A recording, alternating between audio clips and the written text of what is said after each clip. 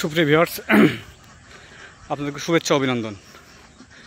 আপনাদেরকে প্রতিনিয়ত গ্রাম বাংলার চিত্র দেখিয়ে থাকি। দেখুন কি মনোমুগ্ধকর পরিবেশে হাঁসগুলো হেঁটে যাচ্ছে। কতগুলো হাঁস একসাথে হেঁটে যাচ্ছে লক্ষ্য রাখুন ভিউয়ার্স।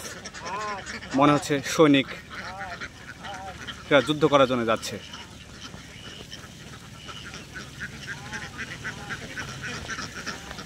দেখে রাখুন ভিউয়ার্স, অনেক চমৎকার দৃশ্য, অনেক চমৎকার দৃশ্য।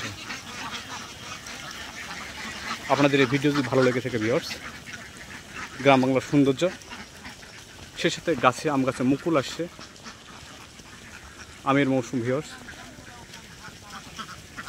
যদি ভিডিও ভালো লেগে থাকে, এই যে ইনার হাঁস, লাইক কমেন্টস ও শেয়ার করে দেবেন এবং সে সাথে অন্যদেরকে দেখার সুযোগ করে দেবেন।